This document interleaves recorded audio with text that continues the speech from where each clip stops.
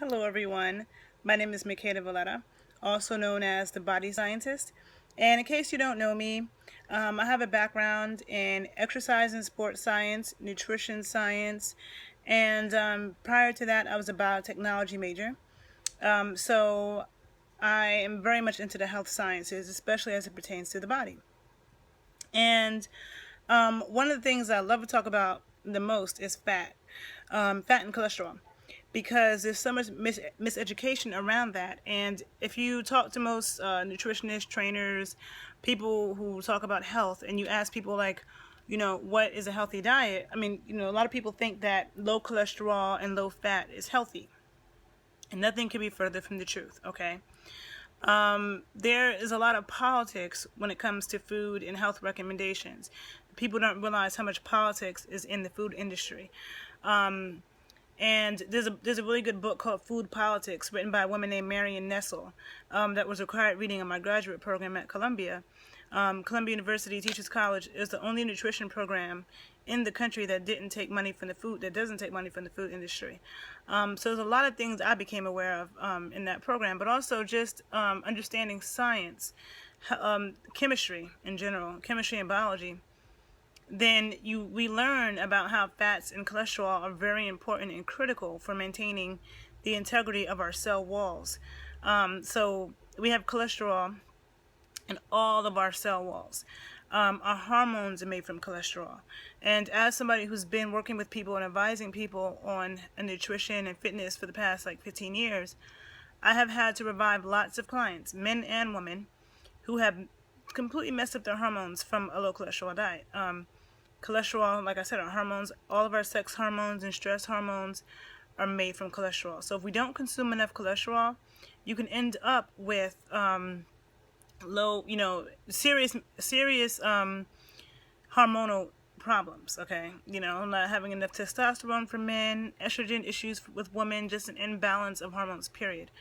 Okay, so people think that cholesterol causes heart attacks and it's responsible for heart disease, and that is totally a lie. Okay, that comes from really bad research done by a man in, I think, in the 50s, named Ansel Keys. He was a scientist, and he did some studies with hydrogenated oil. Okay, he used hydrogenated fats. Saturated fats were not used in his study at all. He used hydrogenated fats, which I think most of you probably are aware of, but they're also known as trans fats. It's a process of taking a polyunsaturated vegetable oil and putting it through an artificial process in a laboratory, exposing it and blasting it with lots of hydrogen atoms to make it saturated, and so that it can mimic like an animal fat or a saturated fat.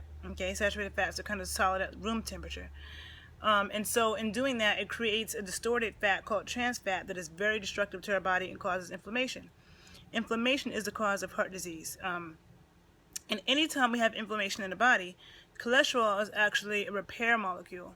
It repairs the damage. Okay, so if you see the house across the street from you and it blows up in flames, and now the fire department comes to put out the fire, and an ambulance comes, blaming cholesterol for heart disease is the equivalent of blaming the police department for the house across the street being on fire, when actually the fire department came to put the fire out, take people to the hospital. They were not the ones who started the fire. And that's the same thing with cholesterol. When there's a fire in your body, known as inflammation, cholesterol comes to repair damage. Okay, and that's when our body produces cholesterol is used. But the cholesterol we consume is used for making hormones and the integrity of our cells, also making vitamin D. Vitamin D is made from a cholesterol backbone. Once the UVB rays hit our skin, is why we need to have our skin exposed to the sun, and the darker your skin is, the more sunlight you need, and the more of your skin that you need exposed to direct sunlight every day. Vitamin D is made from a cholesterol backbone, okay, steroid backbone. And so vitamin D deficiencies can also occur with too little cholesterol. And our brain is mostly made of saturated fat. Even though this video is more about cholesterol and not fats, I do have a video called All About Fat, so make sure to check that out. But our brain is like 60% saturated fat, okay? And we need fats, okay, animal fats, saturated fats, to absorb our fat-soluble vitamins. They're saturated fat in animals and plants, but they're not the same chemical structure, and we need them both. Okay. And so you can check my All About Fats video to get more of that. So going into cholesterol, people talk about good cholesterol and bad cholesterol. So we've heard about LDL and HDL. And just to be clear, HDL and LDL they're not cholesterol, they are proteins. HDL stands for high density lipoprotein, and LDL stands for low density lipoprotein. And so they're not cholesterol, that's number one. Number two, their job is to carry cholesterol through the blood, okay? Our bodies and metabolism is very complex, okay? So it's a carrier protein. The liver releases LDL to deliver cholesterol to the tissues, to the damaged tissues for repair. And the HDL takes the old cholesterol and brings it back to the liver, recycles it. That's all HDL and LDL do. Now, with that being said, there's something that the liver produces called VLDL, which is very low density lipoprotein. And the liver produces that from carbohydrates. When too much carbohydrates causes the liver to produce VLDL, very low density lipoprotein. Now, the more very low density lipoprotein is around, the more it creates small LDLs. So this is one thing I forgot to say. The LDLs come in different sizes. You have big fluffy LDL molecules, and then you have little tiny dense ones. And actually, the little tiny dense LDL molecules are damaging. So it's not that HDL and LDL in themselves are good and bad. It depends on the kind of HDL and LDL. So the small dense LDL molecules are damaging and can bury themselves into arterial walls and cause plaque buildup to get worse. Now, the very small dense LDL molecule, it comes from VLDLs. So when you consume too much sugar, too much carbohydrates, the liver produces VLDL, and the more VLDL there is, the more small dense LDLs are formed. And the other thing is glycation. Glycation can cause oxidation of the lipoprotein. Now, when the LDL gets oxidized, that is bad, okay? So we don't want oxidized cholesterol or oxidized LDL in the body. Because they do cause damage. So the smaller, dense LDL proteins are a lot more susceptible to oxidation. They're a lot easier to oxidize. Those are the ones that become glycated and oxidized. Okay, so consuming sugar, number one, is going to increase actually the bad cholesterol, which is actually a protein called LDL, and it's the small, tiny, dense LDLs that are bad. LDL in itself is not inherently bad. And oxidized cholesterol, oxidized LDL is bad. And that comes from eating too much sugar, okay? That also comes from the process, like with powdered milk. Powdered milk is very high in oxidized cholesterol. That's the reason why I do not recommend protein powders. You can check my video all about protein powders. Skim milk, low-fat milk, they also have milk powder in it because all of the low-fat, any milk that's not full fat, they've used some protein powder. I mean, not protein powder, milk powder, dried milk powder. So anything with dried milk solids, milk powder, protein powder, all of that stuff is bad and has oxidized cholesterol.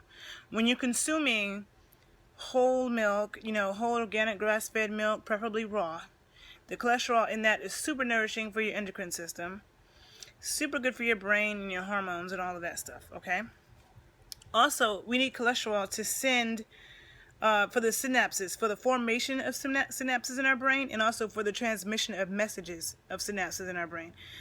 Low testosterone can cause erectile dysfunction in men. And, I